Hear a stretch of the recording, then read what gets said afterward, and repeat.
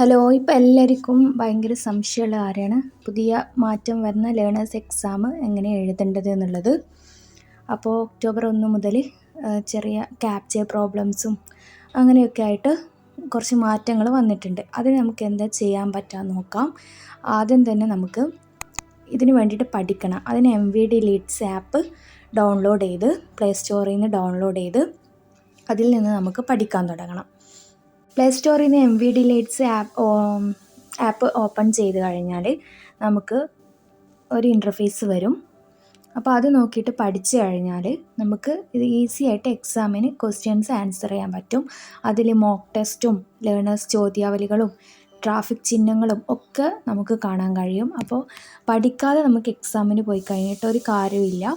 അപ്പോൾ നമുക്ക് നോക്കാം. ഇങ്ങനെ ഒരു ഇൻ്റർഫേസാണ് വരിക. ഇതിൽ ലേണേഴ്സ് ചോദ്യാവലി, മോക്ക് ടെസ്റ്റ്, ട്രാഫിക് ചിഹ്നങ്ങൾ ഒക്കെ ഉണ്ട്.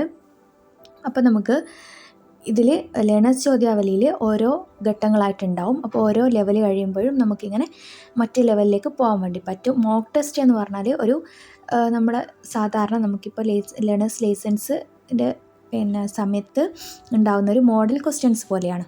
അപ്പോൾ ഇങ്ങനെയാണ് ഉണ്ടാവുക. അപ്പോൾ ലെവൽ 1 കഴിഞ്ഞാൽ ലെവൽ 2ലേക്ക് പോകും. അങ്ങനെ ഓരോന്നോരോന്ന് നമ്മൾ ഓരോ ലെവലിലേക്ക് പോകുന്തോറും 4 ഓപ്ഷൻസ് ഉണ്ടാവും. കറക്റ്റ് ഓപ്ഷൻസ് ചൂസ് ചെയ്യുക. അതാണ് ലേണേഴ്സ് ചോദ്യാവലി. ഇപ്പോൾ താഴെ ലെവൽ 46 വരെയുണ്ട്. ആ ലെവലിൽ നമുക്ക് ക്വസ്റ്റ്യൻസ് ആൻസർ ചെയ്തിട്ട് പോകാൻ പറ്റും. അപ്പോൾ ഇതാണ് മോക്ക് ടെസ്റ്റ്. മോക്ക് ടെസ്റ്റിന് നമുക്ക് ഇങ്ങനെ ഒരു ഇൻ്റർഫേസ് തന്നെ ഉണ്ടാവുക. ഇതിൽ നമുക്ക് നമ്മൾ ഇങ്ങനെയാണോ എക്സാം എഴുതുന്നത് അതിൻ്റെ ഒരു മോഡലാണ്. ഇപ്പോൾ ഈ ഒരു ക്വസ്റ്റ്യൻ: ഒരു സീബ്ര ക്രോസിങ്ങിൽ കടക്കാൻ കാത്തിരിക്കുന്ന കാൽനടക്കാർക്ക് യാത്രക്കായി നിങ്ങൾ നിർത്തുന്നു. അവർ കടക്കാൻ തുടങ്ങുന്നില്ല. നിങ്ങൾ എന്താണ് ചെയ്യേണ്ടത്? ഇപ്പോൾ ഇതിൽ 31ാമത്തെ ക്വസ്റ്റ്യനാണ്. 28 സെക്കൻഡ്സ് ആണ്. അവരുടെ ടൈം പോയി തുടങ്ങി. 26:0 ആകുമ്പോഴേക്കും നമ്മളത് ക്വസ്റ്റ്യൻ ആൻസർ ചെയ്തിരിക്കണം. 4 ഓപ്ഷൻസ് ഉണ്ട്. ഇപ്പോൾ അതിൻ്റെ കൃത്യമായ ആൻസർ കൊടുത്തു കഴിഞ്ഞാൽ അടുത്തത് വരും. അങ്ങനെ നമുക്ക് മോക്ക് ടെസ്റ്റ് നടത്താം. ഇനി നമുക്ക് ബാക്ക് അടിച്ച് കഴിഞ്ഞാൽ ഇവിടെ ട്രാഫിക് ചിഹ്നങ്ങളിൽ നിന്ന് കാണാൻ കഴിയും.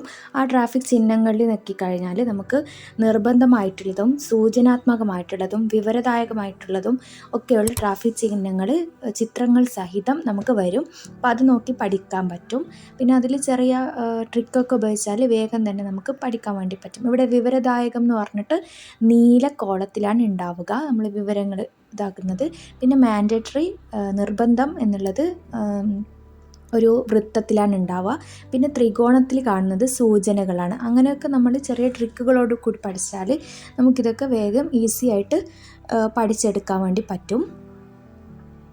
ഇനി പ്രധാനമായിട്ടുള്ളതാണ് ക്യാപ്ച എന്താണെന്ന് അറിയാത്തവർക്ക് വേണ്ടിയിട്ടാണ്. ക്യാപ്ച നമ്മുടെ സ്ക്രീനിൽ ക്യാപിറ്റൽ, സ്മോൾ ലെറ്റേഴ്സ്, നമ്പേഴ്സ് എല്ലാം മിക്സ് ചെയ്തിട്ട് കുറച്ച് വേർഡ് തരും. അപ്പോൾ അത് നമ്മൾ അതേപോലെ തന്നെ താഴെ എൻറ്റർ ചെയ്ത് കൊടുക്കുകയാണ് വേണ്ടത്. അപ്പോൾ നമുക്ക് ക്യാപിറ്റലും സ്മോളും ഒക്കെ മിക്സ് ചെയ്തിരിക്കുമ്പോൾ നമുക്ക് കുറച്ച് പ്രയാസമാണ് അത് അടിക്കാൻ വേണ്ടിയിട്ട്. ക്യാപ്സ് ലോക്ക് ഒക്കെ ഇട്ടിട്ട് കമ്പ്യൂട്ടർ ചെയ്യേണ്ടി വരും. അപ്പോൾ നമുക്ക് ഇപ്പോഴത്തെ നമ്മുടെ എക്സാമിന് വരുന്നത് സ്മോളും ക്യാപിറ്റലൊന്നും മിക്സ് ചെയ്തിട്ട് വരുന്നില്ല. അതിൽ നമ്പേഴ്സ് ഉണ്ടാവും. പിന്നെ മൊത്തം ക്യാപിറ്റൽ ലെറ്റേഴ്സ് മാത്രമായിരിക്കും. അപ്പോൾ നമുക്ക് കമ്പ്യൂട്ടറിൽ ചെയ്യുമ്പോൾ നമുക്ക് ക്യാപ്സ് ലോക്ക് ഇട്ടിട്ട് മൊത്തം ആ ഒരു എന്താണോ വന്നിട്ടുള്ളത് അത് നമുക്കവിടെ ചെയ്ത് കൊടുക്കുക മാത്രമേ ചെയ്യേണ്ടതുള്ളൂ. അപ്പോൾ നമുക്ക് ക്യാപ്ച വേണമെങ്കിൽ അറിയാത്തവർക്ക് നമുക്ക് പ്രാക്ടീസ് ചെയ്ത് പഠിക്കാൻ വേണ്ടി പറ്റും.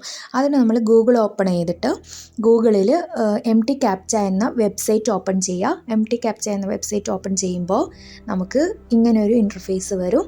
അതിൽ കുറച്ച് സമയം വെയിറ്റ് ചെയ്ത് കഴിഞ്ഞാൽ നമുക്ക് സി ഡെമോ എന്ന് കാണും. ആ സി ഡെമോയിൽ ക്ലിക്ക് ചെയ്ത് കഴിഞ്ഞാൽ കുറച്ച് കഴിഞ്ഞാൽ അത് നമുക്ക് വേറെ ഇൻ്റർഫേസിലേക്ക് പോകും. അവിടെ നമുക്ക് കുറച്ച് പ്രാക്ടീസ് ചെയ്യാനുള്ള ക്യാപ്ചാസ് കിട്ടും. അത് നമുക്ക് ക്യാപ്ച പ്രാക്ടീസ് ചെയ്ത് കഴിഞ്ഞിട്ട് പഠിക്കാൻ വേണ്ടി പറ്റും. സൈനിങ് ഒന്നും ചെയ്യേണ്ട. ഇപ്പോൾ AUAC എന്ന് പറയുന്നത് അതവിടെ ടൈപ്പ് ചെയ്ത് കൊടുക്കുക. അത് നെക്സ്റ്റ് അടിച്ചു കൊടുത്താൽ വേറെ ക്യാപ്ച വരും. അങ്ങനെ നിങ്ങൾക്ക് എത്ര വേണോ അത്രയും നമുക്ക് പ്രാക്ടീസ് ചെയ്ത് പഠിക്കാൻ പറ്റും. പിന്നെ ഇനി നമുക്ക് ക്വസ്റ്റ്യൻസ് നോക്കാം. നമ്മൾക്ക് 1ാമത്തെ ക്വസ്റ്റ്യൻ തന്നു കഴിഞ്ഞാൽ വേഗം തന്നെ ആൻസർ ചെയ്യുക. 4 ഓപ്ഷൻസ് ഉണ്ടാവും.